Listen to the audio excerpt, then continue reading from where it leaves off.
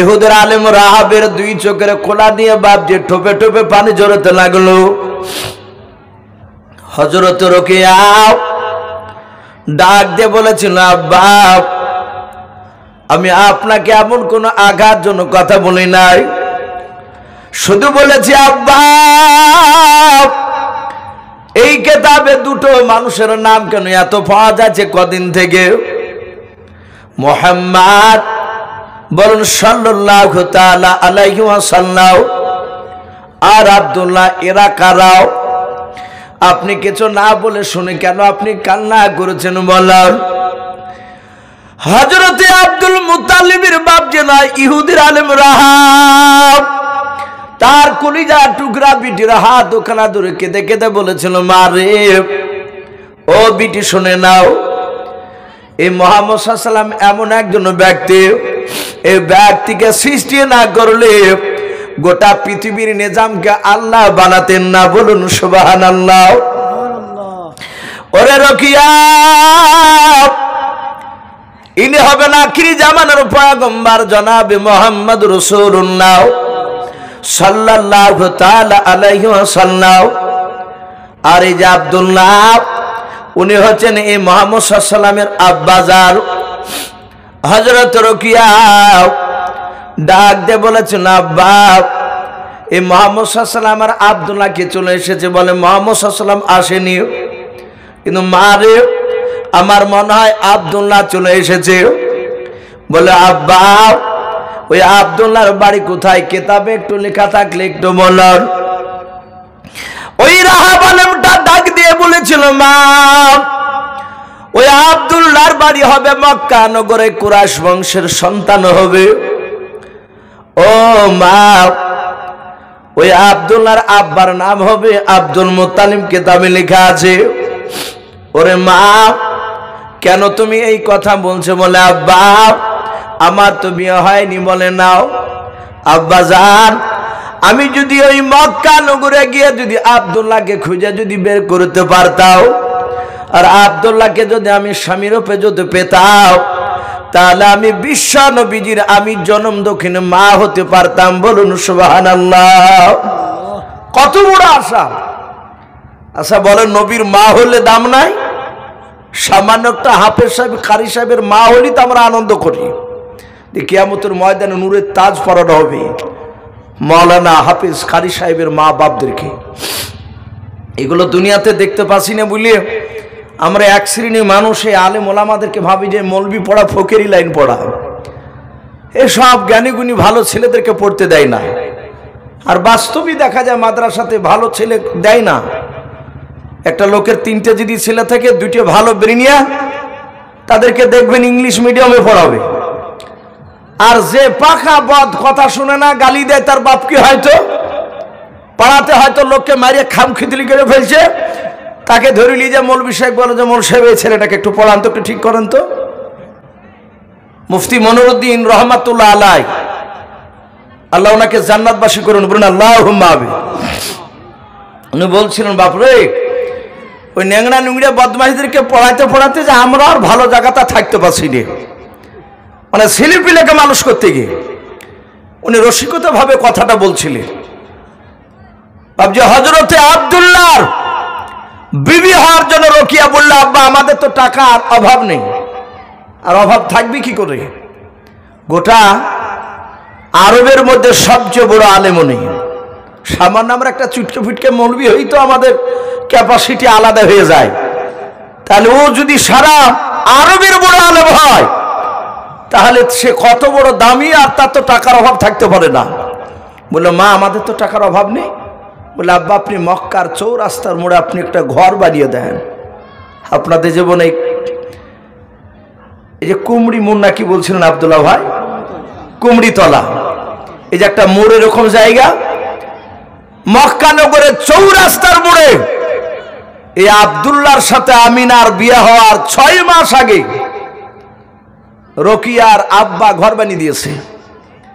আর মক্কা নগরে ঘরের ওপরে বাপজি চেয়ারে বসে ওই ছেলে মুহাম্মদ সাল্লাল্লাহু আলাইহি ওয়াসাল্লামের আব্বা আব্দুল্লাহকে খুঁজবে। রোকিয়া বলেছিল, আব্বা মক্কা নগরে মুহাম্মদ সাল্লাল্লাহু আলাইহি ওয়াসাল্লামের আব্বা এই যে আব্দুল্লাহ, একে চিনব কি করে? আব্দুল্লাহ নামে তো আরো থাকতে পারে।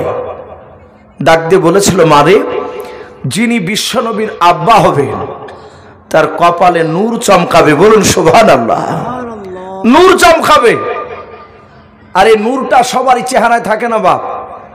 কিছু মানুষ দেখেন কালো যদি হয়, সে 5 ওয়াক্ত যদি নামাজ পড়ে বেঁধে, হালাল যদি খায়, হারাম যদি না খায়, গোপনে সুদের টাকা যদি না খাটায়, এক কথায় যদি অন্যায় যদি না করে, তার চেহারার দিকে তাকালে আল্লাহর কথা স্মরণ হয়ে যায়। এরকম লোক থাকে, কালো হলো। মেদিনীপুরের আজিজুল হক কাশ্মীর সাহেব দামাত বারকাতুহুম আলিয়া, আশা করি মনে হয় আব্দুল্লাহ ভাই দেখেছে, উনি এত কালো, অথচ বাপটি তার সাথে গিয়ে যদি একবার দেখা করেন, কথা বলে, অটোমেটিক আপনার দিলে নাড়া দিবে যে এত বুজুর্গ মানুষ।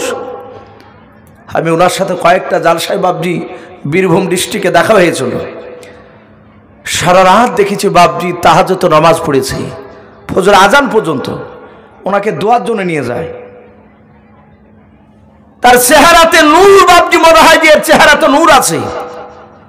আর গোপনে যদি অন্যায় করেন, সে চেহারা যতই সুন্দর হোক, ও চেহারা খাইস্টা পড়া লাগবে দেখে ভিতরে, আর ওপরে নূর দেখতে পাবেন না।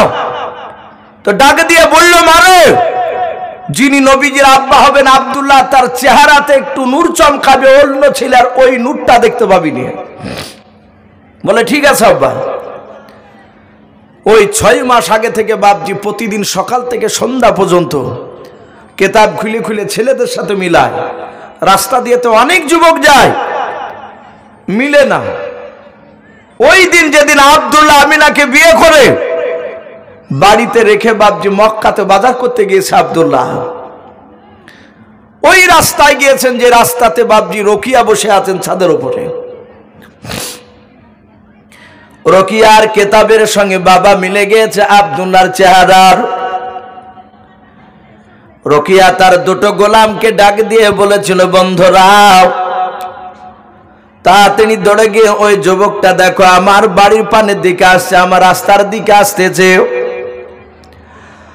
এই যুবকেরা, বন্ধুরা, তোমরা দৌড়ে গিয়ে যাও, ওই যুবক ছেলেটার সামনে গিয়ে হাত ওখানে অবরোধ করে ধরবা, শার্ট করে ধরবা, রাস্তাটা ঘেরাও করে দাঁড়াবা। যদি যুবকটা ডাক দিয়ে বলে, আমার রাস্তা কেন ঘেরাও করলে, ওরে যুবকরা, ওই যুবকটাকে বলবা, তোমার নাম কি? আব্দুল্লাহ। যদি বলে হ্যাঁ আব্দুল্লাহ, আবার জিজ্ঞাসা করবা, তোমার আব্বার নাম কি? যদি বলে আব্বার নাম আব্দুল মুতাল্লিব। ওরে বন্ধুরা, ওই যুবকটার হাত ওখানে তোমরা দুজনাই ধরে নিয়ে আমার ঘরের দিকে দেখাবাও, আমার বাড়িতে টেনে নিয়ে আসবাও। আমি তার সাথে গোপনে ঘরে কিছু কথা আলোচনা করবো, আমি বলবো। হযরতে আব্দুল্লাহর সামনে গিয়ে বাপজি রাস্তাটা অবরোধ করে ধরলাম। আব্দুল্লাহ ডাক দিয়ে বলেছিল, ভাই, আমার রাস্তা কেন ঘেরাও করে দাঁড়ালে? বলে, ভাই, তোমার নাম কি? বলো, আমার নাম আব্দুল্লাহ। বলে, ভাই, তোমার আব্বার নাম কি? আব্দুল মুতালিব। বলে, হ্যাঁ। ডাক দিয়ে বলেছিল, ভাই রে, ওই দেখো ছাদের ওপর যে রকিয়া মেয়েটা দেখতে পাচ্ছ? বলে, হ্যাঁ, ওই মেয়েটা তোমার সাথে গোপনে কথা বলার জন্য তোমাকে বাড়িতে ডেকেছে, চলে এখনই যাওয়া লাগবে। আব্দুল্লাহর হাত ওখানে ধরে দুজনাই তারা টেনে টেনে নিয়ে চলে গেল। আব্দুল্লাহ ঘরে গিয়ে দেখে বাপ যে দামি বিছানা বিছানো আছে, মক্কার দামি দামি বাপ যে ফল নিয়ে এসে বাপ যে রেখেছিল, ফলগুলো বাপ যে বাসনে খেতে নিয়েছে। আব্দুল্লাহ ডাক দিয়ে বলেছিল, বোন রকিয়া, এতখানে আদর আপ্যায়ন যত্ন আমার করেছো মাল্লাও। হযরত রকিয়া ডাক দিয়ে বলেছিল, ভাই আব্দুল্লাহ,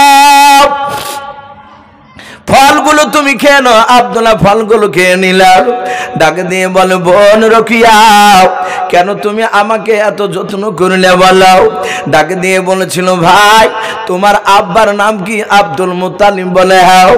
ভাই রে, আমি তোমাকে একদিন নয়, 2 দিন নয়, 1 মাস নয়, 2 মাস নয়, আজ 6 মাস থেকে তোমাকে খুঁজতেছিলাম। ভাই তুমি আজকে আমার রাস্তার দিকে এসেছো ভাই, এর আগে তো আসো নাই। ওরে ভাই আব্দুল্লাহ, আমি তোমাকে স্বামী রূপে গ্রহণ করতে চাই, বলো তুমি আমাকে তোমার বিবি হিসাবে গ্রহণ করবে কিনা? হযরতে আব্দুল্লাহ মুচকি মুচকি হাসছে, বলে বোন কিছু মনে করবে না, আমি আজকে দিনের বেলায় তায়েফ নগরের বাসিন্দা আব্দুল ওয়াহাব বিন জোহরির একটা মেয়ে আমিনাকে তাকে বিয়ে করে নিয়ে বাড়িতে রেখে এসেছি। আমি এখন কথা দিতে পারবো না, আমি সন্ধ্যাবেলায় বাড়ি যাব, যে আমার বিবি আমিনার সাথে আমি আলোচনা করে যদি আমার বিবি অনুমতি দেয় তাহলে আগামীকালকে সকালবেলায় তোমাকে সে বিবির উপর গ্রহণ করে নিয়ে বাড়ি চলে যাব। বলে তাই? বলে হ্যাঁ। রোকিয়া বুঝতে পেরেছে আর হতে পারলাম না, বিশ্ব নবীজির জনম দুঃখিনী মা। রোকিয়ার চোখ দিয়ে পানি ঝরতে লাগলো। আব্দুল্লাহ বাড়ি চলে গেলে আমিনার সাথে রাত্রিবেলায় বাসর ঘরে বাবজি মধুর কথাবার্তা বাবজি শুরু হয়ে গেল। সারা রাত থাকার পর সকালবেলা ওই কথাটা মনে পড়েছে আব্দুল্লাহ। আমিনাকে ডেকে বলে, আমিনা তোমাকে একটা কথা বলবো বলেছিলাম, আমি ভুলে গিয়েছিলাম। মদিনা থেকে 1 নয় 2 নয়, এক রাহাব ইহুদির পণ্ডিত, সে মক্কা নগরে চৌরাস্তার মোড়ে তার বিটিকে ঘর করে দিয়েছে 6 মাস আগে। সে আমাকে খোঁজাখুঁজি করছিল, গতকালকে দেখা হয়েছে, আমাকে স্বামীর রূপে গ্রহণ করতে চেয়েছে। তোমার যদি কোনো আপত্তি বাধা না থাকে তাহলে তুমি অনুমতি দিলে আমি তাকে বিয়ে করতে পারি। হযরতে রোকিয়ার কথা শুনে, আব্দুল্লাহর কথা শুনে আমিনা মুচকে হাসলেন, রাগ করলেন না। উনি হিকমতের সহিত বাবজি কথা বললেন, কৌশল করে বললেন, ওগো আমার প্রাণের স্বামী, যদি আপনার দ্বিতীয় বিবির প্রয়োজন মনে করে, কথা বুঝতে পেরেছে? হিকমতের সহিত কথা, যদি আপনার দ্বিতীয় বিবির প্রয়োজন মনে করে তাহলে আপনি বিয়ে করতে পারেন, আমার তরফ থেকে কোনো বাধা নেই। হযরতে আব্দুল্লাহ সকালবেলা যাচ্ছেন আবার ওই রোকিয়ার কাছে। সারা রাত রোকিয়ার ঘুম নেই। সকালবেলা রোকিয়া রাস্তার দিকে চেয়ে বাবজি বসেছিল। হযরতে আব্দুল্লাহর দূর থেকে বাবজি চেহারাখানা দেখার পর আব্দুল্লাহর তাকায় না, এভাবে মুখটা ফিরে নিলেন। হযরত রোকিয়া ছাদ থেকে নেমে এসে তার বন্ধুদেরকে বলল, দরজাটা বন্ধ করে দাও। ওই যুবক আসতে, যে যুবককে তুমি বাড়িতে ঢুকতে দিবা না। রোকিয়ার 2টো গোলাম ডাক দিয়ে বলেছিল, গো রোকিয়া, গতকালকে যুবকটার জন্য তুমি পাগলের মতো করেছিলে, তাকে কত সুন্দর করে আদর যত্ন করে ফল খাওয়ালেও, আর ওই যুবকটার দিকে একবার তাকে আর কেন তাকাও নাও? আর যুবককে কেনই বা বাড়িতে আসতে দিবা না? রোকিয়া বলেছিল, ভাই তোমরা চিনতে পারো নাই, বুঝতে পারো না, গতকালকে ওই আব্দুল্লাহর চেহারা যে নূরটা দেখতে পাওয়া গিয়েছিল, ওই নূরটা আজকে তার চেহারাতে নাই। জোরে বলুন সুবহানাল্লাহ। তার বিবিকে দিয়ে চলে এসেছে, ওর কাছে নেই। হযরতে আব্দুল্লাহ তিনি আবার চলে আসলেন। সিরাতে হালবি কিতাবটিতে লিখেছে, এই রাহাবের মতো বড় বড় আলেম মক্কা নগরে 1 নয় 2 নয় 70টা তাবড় তাবড় ইহুদির বড় বড় আলেমের মেয়েরা এ রাসূলের আব্বাকে খুঁজতে এসেছিল বিয়ে করার জন্য, কিন্তু পাইনি। বাপজি যার তকদিরে লেখা আছে তারই হবে। আমিনার তকদিরে লেখা ছিল। ভাই উঠাউঠি করবেন না ভাই, আর একটু বসি ভাই, ঠান্ডা উড়ছে নিচু থেকে বুঝতে পারা যাচ্ছে।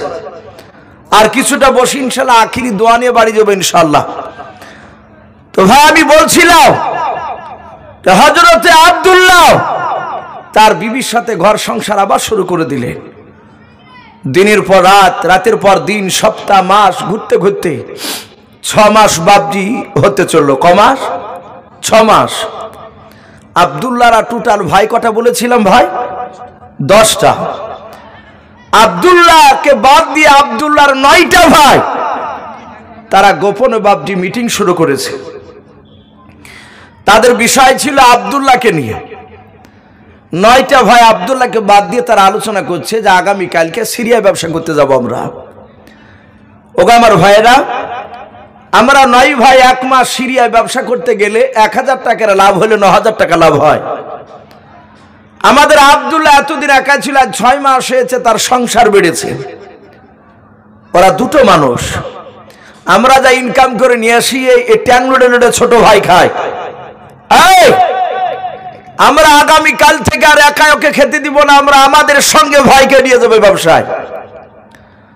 আব্দুল্লাহকে নিয়ে গেলে 10,000 টাকা লাভ হবে আমাদের 10 ভাই। বলো তোমাদের ব্যক্তিগত মতটা একটু খুলে বলো।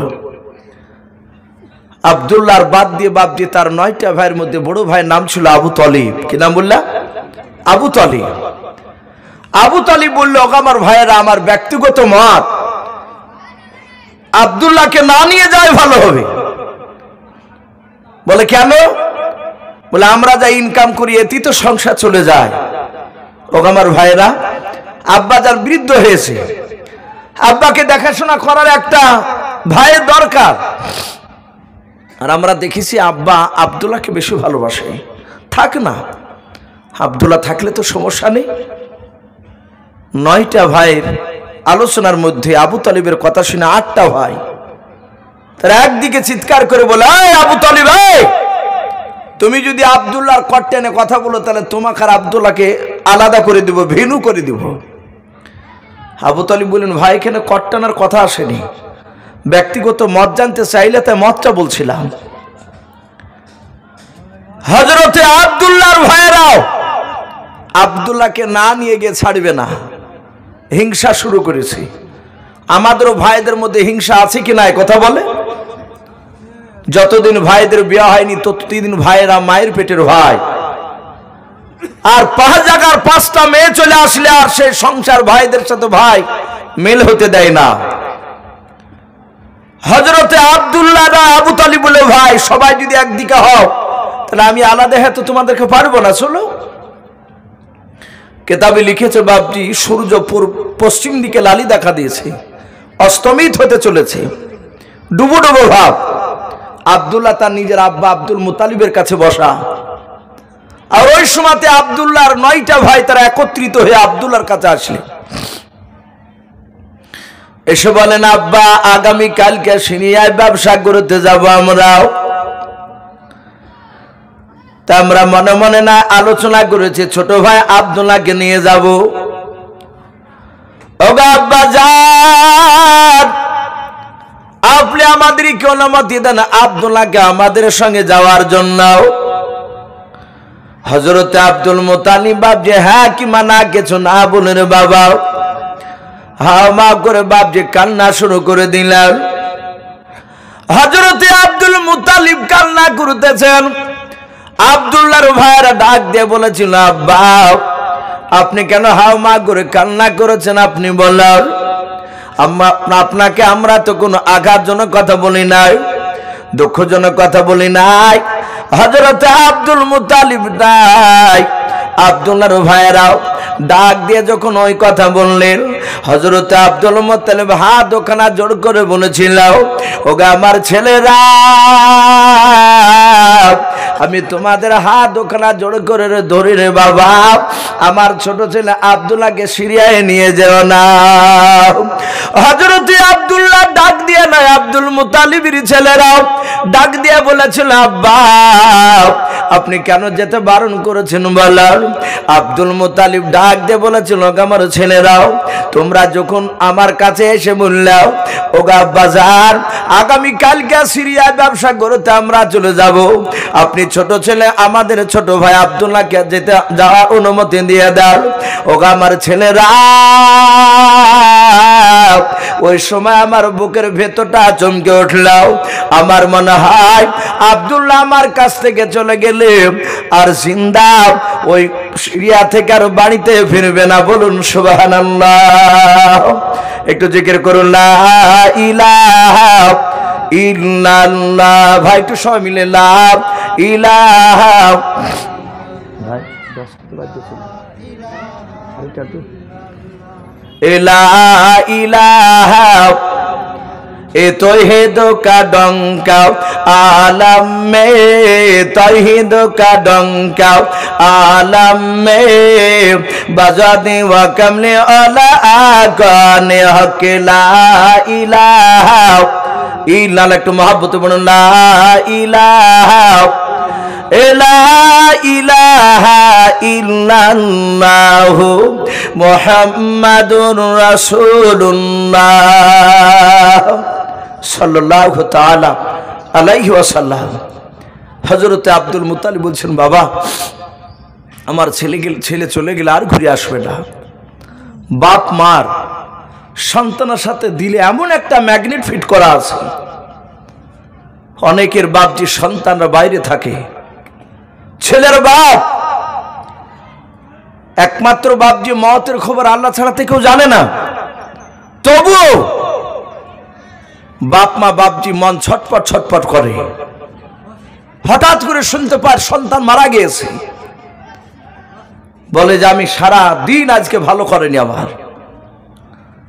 হযরতে আব্দুল মুত্তালিব ডাক দিয়ে বলেছিল, রে আমার ছেলেরাও, আমার মনে হয় আব্দুল্লাহ চলে গেলে আর ঘুরে আসবে না। আমি তোমাদের পা দুখানা ধরে আব্দুল্লাহকে নিয়ে যেও না। আব্দুল্লাহর ভাইরা ডাক দিয়ে বলেছিল, আব্বা আমরা 9টা ভাই ব্যবসা করতে যাই, আমাদের কারো তো মওত হয় না। হযরতে আব্দুল্লাহকে নিয়ে গেলে আব্দুল্লাহর কিছু হবে না। ও আব্বা জান, আপনি কান্না করবেন না, চিন্তিত হবেন না, আপনি শুধু অনুমতি দেন। হযরতে বাপজি আব্দুল্লাহর যখন বাপজি আপনার ভাইদের কথা আব্দুল্লাহ শুনতে পেলেন, আব্দুল্লাহ হাত দুখানা জোড় করে নিজের আব্বাকে ডাক দিয়ে বলেছিলেন, আব্বা আপনি আর বাধা দিবেন না, অনুমতি দেন, সিরিয়ায় আমি ভাইদের সঙ্গে আগামী কালকে ব্যবসায় যাব।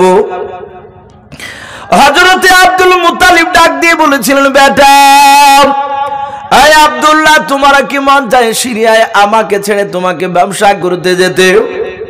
আব্দুল্লাহ ডাক দিয়ে বলেছিলেন, আব্বা আমার মন চায় না আপনাকে ছেড়ে সিরিয়ায় ব্যবসা করতে যায়, কিন্তু পরিস্থিতি আলাদা। ভাইদের চেহারার দিকে চেয়ে বুঝতে পেরেছে আমার ভাইরা আমাকে না নিয়ে গিয়ে ছাড়বে না।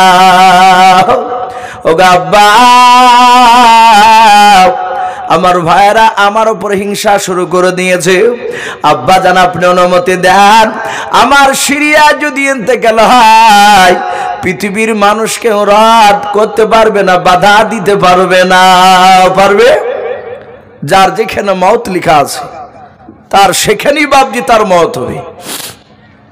এই যে আপনাদের এই জালসাই গ্রামে হচ্ছে দুদিনকার জীবনে, যার এখানে বাপজি কপালে লেখা থাকবে আসবে জালসা শুনতে, কতগুলো মানুষ হবে সব আল্লাহ লিখে দিয়েছে। যতটা লেখা আছে ততটাই, তার বাইরে বাপজি যাবে না। তকদির এমন একটা জিনিস, যার যেটা লেখা আছে তকদিরে সেটা ঘটবি। হযরতে আব্দুল্লাহ ডাক দিয়ে বলেন, আব্বা আপনি কাঁদবেন না, আমার যদি সিরিয়া ইন্তেকাল লেখা থাকে কেউ রদ করতে পারবে না। আব্বা আপনি দোয়া করুন যেন সিরিয়া থেকে যেন ব্যবসা করে সই সালামতে বাড়ি চলে আসে। হযরতে আব্দুল মুত্তালিব ডাক দিয়ে বলেছিল, বাবা তুমি একটু কাছে এসো, তোমাকে একটু বুকের সাথে আমি জুড়ে ধরি। হযরতে আব্দুল্লাহকে বাপজি জুড়ে ধরে কপালে চুমা দেয়। আব্দুল্লাহ নিজের আব্বার কপালও বাপজি চুমা দেয়। আব্দুল্লাহ নিজের আব্বার কাছ থেকে অনুমতি নিয়ে বাপজি বাড়িতে চলে গেল। হযরতে আব্দুল্লাহ বাড়িতে গিয়ে বাপজি তার অর্ধাঙ্গিনী বিবি আমিনাকে ডাক দিয়ে রাত্রিবেলায় বলল, বিবি আমিনা,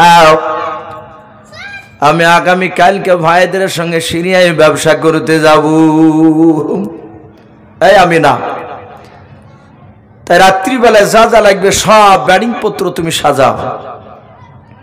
আমিনা, আমি এই দেখো বিছানায় শুয়ে গেলাম, তোমার ব্যাডিং পত্র গোছানো হয়ে গেলে তুমিও বিছানায় শুয়ে যাবা।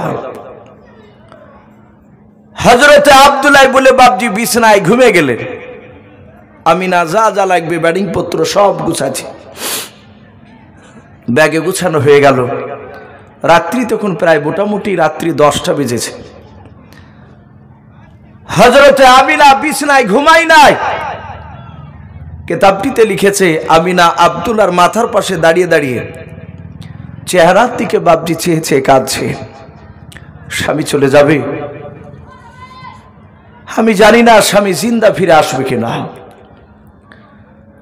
হযরতে আমিনা একইভাবে আব্দুল্লাহর চেহারার দিকে চেয়ে আছে, আর দুই চোখ দিয়ে ঝরঝর করে পানি ঝরে বুক দিয়ে বাপজি নিচে করছে। হযরতে আব্দুল্লাহর ঘুম ভেঙে গিয়েছে। বিছানার চারিদিকে তাকে দেখে আমিনা শুয়ে নেই, তাকাচ্ছেন মাথার পাশে দাঁড়িয়ে। হযরতে আব্দুল্লাহ আমিনার হাতখানা ধরে বলেছিল, আমিনাও, তুমি বিছানাতে আমি শুতে বলেছিলাম, তুমি কেন বিছানায় শাও নাই? এই আমিনা, তুমি আমার দিকে অমন করেছি যে কেন তুমি কান্না করতেছ, একটু তুমি তাড়াতাড়ি বলো। আমিনা কাদা আর বলেন, গো স্বামী, আমার মনে হয় আপনি আমার কাছ থেকে সিরিয়া চলে গেলে আপনি আর জিন্দা ফিরে আসবেন না। আব্দুল্লাহ ধৈর্যের বাঁধা ধরে রাখতে পারলেন না, তিনি হাওমা করে কান্না শুরু করে দিলেন। বাবা, হযরতে আব্দুল্লাহ ডাক দিয়া বলেছিল, বিবি আমিনা, তুমি যেই কথা বলছো আমার আব্বা সেই একই কথা বলেছে। বিবি রে, ওরকম কথা বলে আমি বেশি দিন থাকতে পারবো না, নার্ভাস হয়ে যাব। ওরে আমিনা, তুমি আমার জন্য দোয়া করে যেন সিরিয়ায় ব্যবসা যেন করতে পারি, ব্যবসা করে যেন সালামতে বাড়ি চলে আসে। সব স্ত্রী দুজনায় মধুর কথাবার্তা শুরু হয়ে গেল। ঘন্টার পর ঘন্টা বাপজি পার হতে হতে সকালবেলায় পূর্ব দিকে বাপজি সূর্য উদিত হয়েছে, লালি দেখা দিয়েছে। আব্দুল্লাহর ভাইরা এসে দরজার গুড়িতে এসে ডাকছে, আব্দুল্লাহ, এই আব্দুল্লাহ, আব্দুল্লাহ। আব্দুল্লাহ বলছেন, বিবি আমিনা, আর কথা বলা যাবে না। বলে কেন? বলে ওই দেখো আমার ভাইরা ডাকছে, আমাকে এখনই যেতে হবে, ব্যাডিংটা দাও। ব্যাডিংটা নিলেন, আমিনার মাথা হাত দিয়ে সান্ত্বনা দিলেন, বুঝালেন। আব্দুল্লাহর ভাইরা সবচেয়ে যে বাপজি পাতলা দুবলা উট, যে উটটা বাপজি চলতে কম পারে, আব্দুল্লাহর ভাইরা হিংসা করে দিয়েছে ওকে, যে আব্বা তোকে বেশি ভালোবাসে, এই পাতলা দুবলা উটটাই তুই নেই।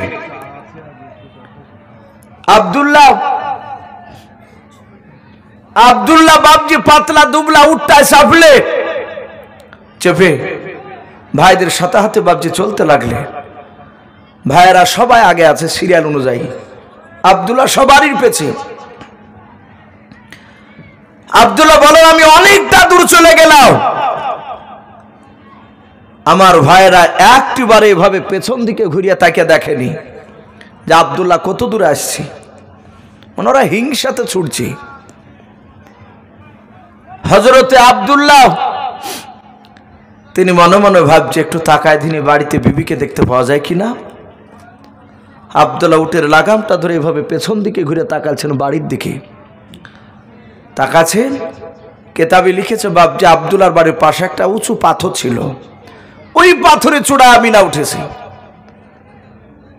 উঠে বুড়ো আঙুলে ভর দিয়ে গুল্লাটাকে উঁচু করে আমিনা বারবার মাথা উঁচু করে করে আব্দুল্লাহকে দেখতেছে। জোরে বলুন সুবহানাল্লাহ।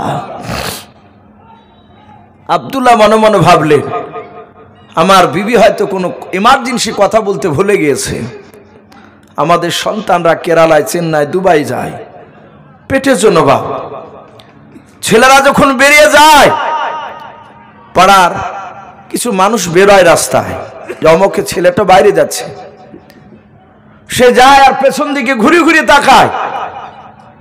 আর ওই সময়তে যারা বন্ধু হয় তারা এইভাবে টাটা দেয় যে যা, অসুবিধা নাই, ভালো থাকবি, যা, ফোন করবো, অসুবিধা নেই।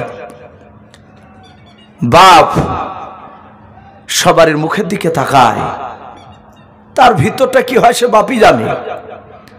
জনম দুঃখিনী মাও কাপড়ের আঁচল দিয়ে চোখ মুছে জানে না, চিন্তা করে জিন্দা ছিল আর দেখতে পাবো কিনা। অনেক ছেলে বাপজি বাইরে গিয়ে মারা যায়, লাশটাও পায় না অনেক মায়েরা। আব্দুল্লাহ মনে মনে চিন্তা করুন, জানি নাও আমার মনে হয় বিবি কোনো ইমার্জেন্সি কথা বলতে ভুলে গিয়েছে। হযরতে আব্দুল্লাহ মনে মনে ভাবলো ভাইদের কাছে অনুমতি নিয়ে যাওয়া যাবে না, অনুমতি চাইলে ভাইয়েরা বকাবকি করবে। হযরতে আব্দুল্লাহ ভাইদের বাপজি বিনা অনুমতি নিয়ে বাপজি তিনি চলে গেলেন। ওই পাহাড়ের কাছে গিয়ে যখন দাঁড়ালেন, আমিনা গোটে গোটে পায়ে বাপজি উঁচু থেকে নেমে নিচে নেমে আসলেন। হযরতে আব্দুল্লাহ ডাক দিয়ে বলেছিলেন, ওগো আমার বিবি আমিনা, তুমি এমনকি ইমার্জেন্সি কথা বলতে ভুলে গিয়েছো, বলাও বারবার কেন মাথাটা উঁচু করে কেন দেখছিলে, বলাও। হযরতে আব্দুল্লাহর কথা শুনে আমিনা ডাক দিয়ে কেঁদে কেঁদে বলেন, স্বামী গো, আমি এমন কোন ইমার্জেন্সি কথা বলতে ভুলে যাই নাই। বলে মাথাটা কেন উঁচু করেছিল, বলাও। ডাক দিয়ে বলেছিল, স্বামী গো, আমার মনে হয় আপনি সিরিয়া চলে যাচ্ছেন বলে, হাও আপনি চলে গেলে আর জিন্দা ফিরে আসবেন না, তাই আমি মাথাটা উঁচু করে আমি আপনার চেহারাখানা শেষবারের মতো দেখছিলাম, বলুন সুবহানাল্লাহ। আব্দুল্লাহ কাঁদতে লাগলেন, বলেন আমিনা এইভাবে কথা বললে আমি নার্ভাস হয়ে যাবো, বেশি দিন থাকতে পারবো না। মাথায় হাত দিয়ে সান্ত্বনা দিলেন। ভাইরা কেউ জানতে পারলো না যে আমিনার সাথে আব্দুল্লাহ আবার গিয়ে কথা বলে আসছে। বিবিকে সান্ত্বনা দিয়ে বাপজি ছুটতে লাগলেন উঠে চুপে। আল্লাহ উঠে এত শক্তি দিলেন তার ভাইদেরকে বাপজি ওভারটেক করে চলে যাচ্ছে। তার ভাইরা বলছে, বাহ, পাতলা দুবলা উঠ তো খুব চলতে পারে। ওরা জানতে পারলো না যে তার বিবির সাথে দেখা করে চলে আসলো। বাপজি ব্যবসা শুরু করে দিলেন সিরিয়ায়। সেদিন ব্যবসা করলেন, দ্বিতীয় দিন করলেন, তৃতীয় দিন করলেন, চতুর্থ দিন ব্যবসা করেছে। পাহাদিনকার দিন ব্যবসা করতে করতে বেশিরভাগ ওলামারা লিখেছে, পাহাদিনকার দিন ব্যবসা করতে করতে বাপজি একটা জায়গায় সন্ধ্যা লেগে যাবে, বেশ বৈকাল হয়েছে, সেই সময় একটা তাম্বু টাঙালেন একটি জায়গায়। ওই জায়গাটার নাম ছিল মাকামে আবুয়া। কি নাম বললাম? মাকামে আবুয়া। ওই জায়গাতে তাম্বু টাঙিয়েছে। বলো ভাই, এখানে আমরা রাত্রিবেলা থাকবো 10 ভাই। রাত্রি থাকার পর আগামীকালকে সকালবেলা এখান থেকে আবার ব্যবসা শুরু করব। বসে আছে সবাই। আব্দুল্লাহ তাম্বুর ভিতরে নাই, তাম্বুর বাইরে বাপজি বসে বসে বসে আব্দুল্লাহ কাঁদছে। সূর্য তখন বাপজি লালি দেখা দিয়েছে পশ্চিম দিকে, তখনও ডুবে নাই। আব্দুল্লাহর ভাইরা এসে বলছেন, আব্দুল্লাহ তোর বুঝি আমিনার কথা মনে পড়ে, তাই না? এই ওইভাবে কাঁদছিস কেন? আব্দুল্লাহ কাদার বলেন, গো ভাই, আমি বিবি আমিনার জন্য কাঁদি নাই। বলে কেন কাঁদছিস? বলে আমি কাঁদছি, আমার শরীরে প্রচন্ড হঠাৎ জ্বর আর বুকে ব্যথা শুরু হয়েছে। আমি মনে হয় ভাই এখানে আমি বেশি দিন বাঁচবো না। ওরা বলে কিছু হবে না, ভালো হয়ে যাবে। সান্ত্বনা দিছে তাকে। মানুষ অসুস্থ হলে নবীজি বলেছেন অসুস্থ ব্যক্তিকে দেখা করতে যাওয়া দরকার।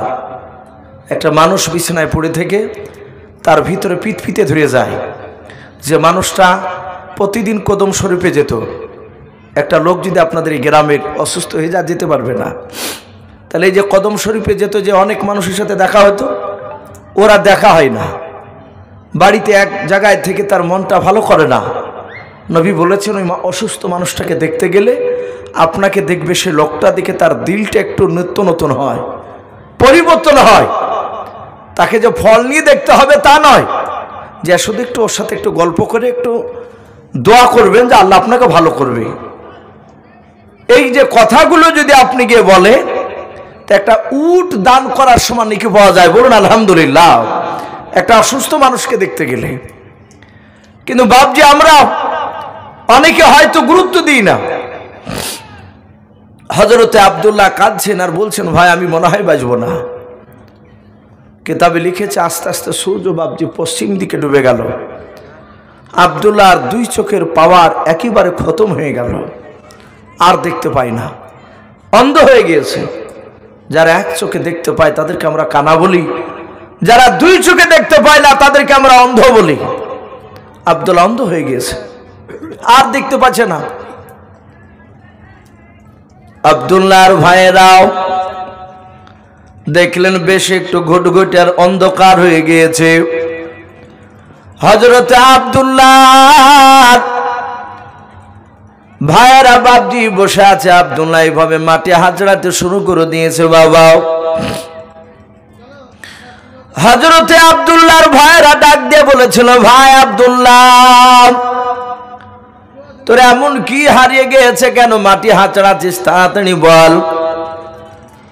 আব্দুল্লাহ ডাক দিয়ে বলেছিল, ভাই রে আমার এমন কোন জিনিস হারাই না, আমি তোমাদের 10 ভাইয়ের মধ্যে আমি ছোট ভাই আব্দুল্লাহ। বলে হ্যাঁ ভাই গো, তোমরা আমাকে কোলে নিয়েছো, তোমরা আমাকে মানুষ করেছো। ভাই আমার পা তোমাদেরকে লাত লেগেছে, তোমাদের গায়ে পা ঠেকেছে। ভাই অন্যায় করে হয়তো কথা বলে ফেলেছি ভাই, তাই আমি তোমাদের পা দুখানা আমি খোঁজ করতেছিলাম। দা মেহেরবান করে তোমরা 9টা ভাই আমাকে ক্ষমা করে দাও, বলুন সুবহানাল্লাহ। আব্দুল্লাহর ভাইয়েরা আর না কান্না করে থাকবে বাপ, বলে হাওমা করে কাঁদতে লাগলে। বলে আব্দুল্লাহ এই তুই কোনো অন্যায় করিসনি, আল্লাহ ভালো করে দিবে, কাঁদিস না। আবু তালিব তার বড় ভাই বলেছিল, ভাই আমি প্রথমেই বলেছিলাম আব্দুল্লাহকে নিয়ে যেও না। বল এবার আব্দুল্লাহ যদি এখানে ইন্তেকাল করে তাহলে আমার আব্বার কাছে কি বলে মুখ দেখাবে? ওরা বলছে এইভাবে যে চলে যাবে তা বুঝতে পারে নাই। বাপজি রাত্রি 10:15 বাপজি পার হতে চলল, যেহেতু ঠান্ডা রাত্রি।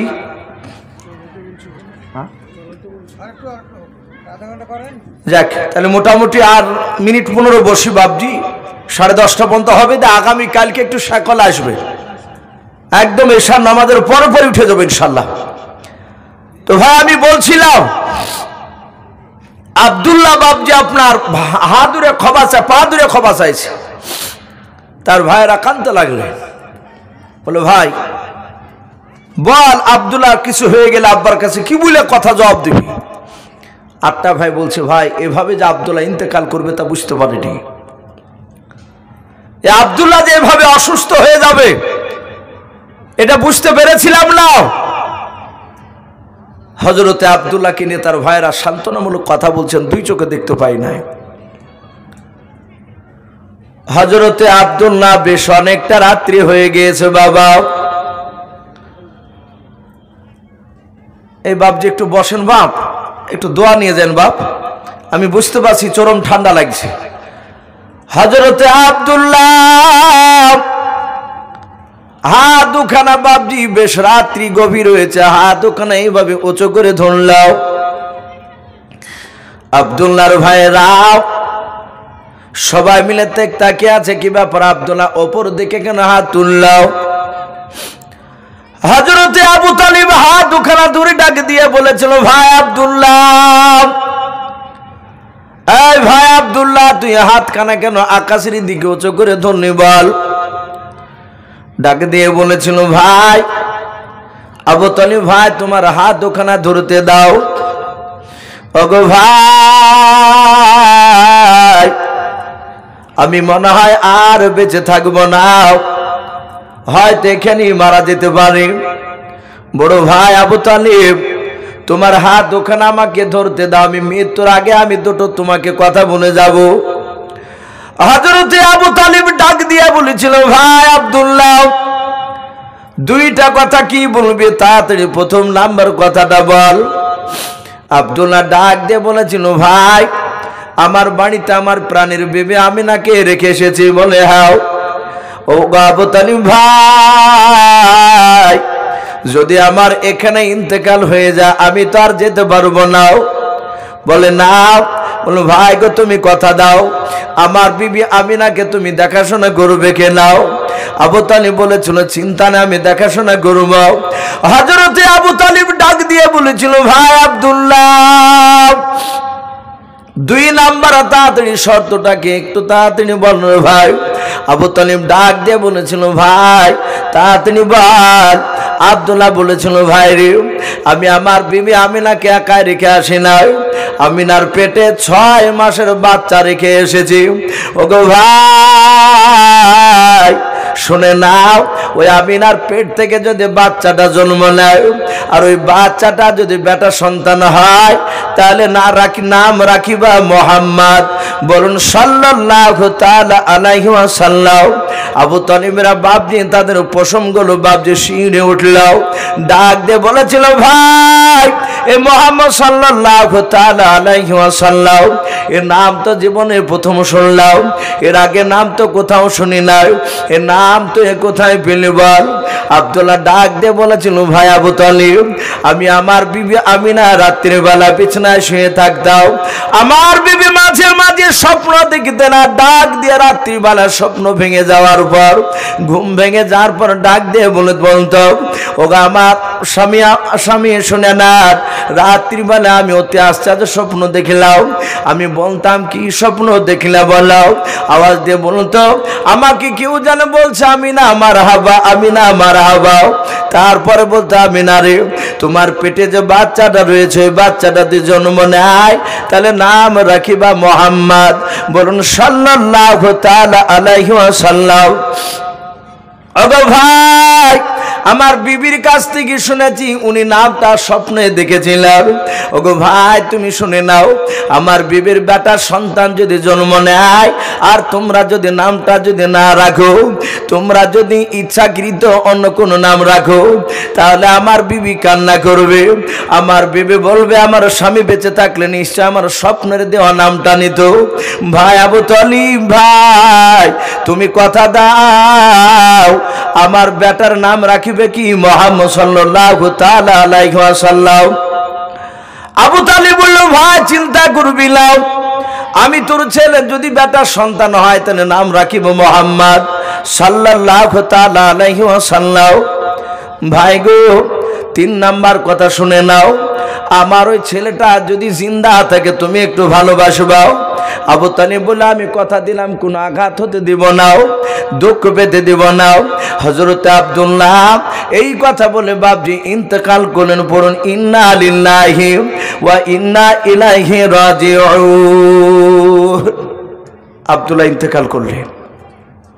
কিতাবে লিখেছে, আব্দুল্লাহ যখন বাপজি ইন্তেকাল করছে ওই সময়তে আমিনা স্বপ্ন দেখছিলেন।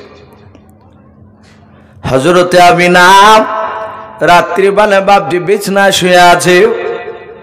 আমিনা স্বপ্ন দেখলেন, বাবা যে ঘরে শুয়েছিলেন সেই ঘরের চালাটাও ঝড়ে উড়ে নিয়ে চলে গেল। হযরতে আমিনার ঘুমটা ভেঙে গেল। ওই রাত্রিবেলা বাপজি ছুটে গিয়ে নিজের শ্বশুর মশাই আব্দুল মুত্তালিবের কাছে গিয়ে ডাকে দিয়ে বলেন, আব্বা আমি রাত্রিবেলা অতি আশ্চর্য স্বপ্ন দেখলাম। বলে, মা কি স্বপ্ন দেখেছো বলো? বলে, স্বপ্ন দেখলাম আমি যেই ঘরে শুয়েছিলাম ঘরের চালাটা ঝড়ে উড়ে নিয়ে চলে গেল। মানেটা কি হবে বলার? ও বাপজি ভাইয়েরাও, তৎকালীন সে জামানায় আব্দুল মুত্তালিবের স্বপ্নের ব্যাখ্যা করতে পারতেন, তাবির করতে পারতেন, মানে করতে পারতেন। হযরতে আব্দুল মুত্তালিব ডাক দিয়ে বলেছিল, মা স্বপ্নের মানেটা আমি সকালবেলায় করবো, রাতে গিয়ে তুমি ঘুমাও গাও। আব্দুল মুত্তালিব মনে মনে ভাবলেন, স্বপ্নের মানেটা এখন করে দিলে আমিনা কষ্ট পাবে আর ঘুমাবে না। তাই ডাক দিয়ে বলেছিল, মা তুমি এখন গিয়ে সও গাও, আমি সকালবেলা মানেটা বলে দিব। আমিনা বলে, আমি দ্বিতীয়বার এসে ঘুমিয়ে গেলাম। আবার স্বপ্ন দেখলেন আমিনার শরীরের বাবজি কাপড়খানা শরীর থেকে খুলে উর্দু ঘুমিয়ে আকাশের দিকে বাবজি উড়ে চলে গেল। হযরতে আমিনা শত চেষ্টা করে বাবা ওই শাড়িখানা বাবজি ধরে কাপড়টা উঠতে পারলেন না। আমিনা বলেন, আমি দেখলাম আসমান ভেদ করে একেবারে কাপড়টা বাবজি আকাশে চলে গেল। আমিনার ঘুমটা ভেঙে গেল। আবার ডাক দিয়ে বলেছিল, আব্বা আমি আবার দ্বিতীয়বার স্বপ্ন দেখলাম। আব্দুল মুত্তালিব বলেছিলেন, মা তুমি এমন কি স্বপ্ন দেখেছো বলো? ডাক দিয়ে আমিনা বলেছিল, আব্বা আমি দ্বিতীয়বার স্বপ্ন দেখলাম আমার শরীরের কাপড়খানা ঊর্ধ্বগামী আকাশের দিকে উড়ে চলে গেল। এর মানেটা কি হবে তাড়াতাড়ি তুমি বলে দাও। হযরতে আব্দুল মুত্তালিবের চোখ দিয়ে বাবজি পানি ঝরতে লাগলো। আমিনা ডাক দিয়ে বলেন, আব্বা আপনি মানে কেন বলেন না? আপনি কেন কান্না করেছেন স্বপ্ন শোনার পর? আব্দুল মুত্তালিব ডাক দিয়ে বলে, মা আমিনা তোমার দুটো স্বপ্নের মানে একই পাওয়া যাচ্ছে। বলে কি আব্বা? বলে স্বপ্নের দুটো মানে এক। আমার মনে হয় আমার কলিজার টুকরা আব্দুল্লাহ আর পৃথিবীর বুকে বেঁচে নাই, দুনিয়ার বুক থেকে বিদায় দিয়ে চলে গিয়েছে। হযরতে আমিনা কাঁদতে লাগলেন। বলে, মা তুমি কেঁদো না। হযরতে আব্দুল্লাহ ইন্তেকাল করে গেছে এটা সঠিক জানার জন্য আব্দুল মুত্তালিব ওই রাত্রিবেলায় তার বাড়ি পাশ থেকে দুটো যুবক ছেলেকে ডাকলেন, ঘোড়া দিলেন। তখনকার সাওয়ার ছিল বাবজি বেশিরভাগ ঘোড়া উট এতে বাবজি মানুষ যাতায়াত করত। এভাবে মোটরসাইকেল গাড়ি ঘোড়া খুব কম ছিল। মোটরসাইকেল তো ছিলই নেই, মরুভূমির জাহাজ বলা হয় উটকে সে সময়। হযরতে আব্দুল্লাহর আব্বা দুটো যুবককে ঘোড়া দিল, বলে ঘোড়ায় চেপে যাও সিরিয়ায়, আমার ছেলেদের খোঁজ নিয়ে এসো। এরা বাবজি আপনার দৌড়ে চলে গেল। যেতে যেতে যেতে যেতে বাবজি সকাল হয়ে গিয়েছে ওই তায়েফ নগরে, ওই মাকামে আবওয়া জায়গায় যেখানে আব্দুল্লাহ ইন্তেকাল করেছে। সকালবেলায় গিয়ে দেখছেন কবর কাটছে। এরা দুজনা সহযোগিতা করে, গ্রামের লোক বাবজি অনেকে এসেছে সহযোগিতা করে বাবজি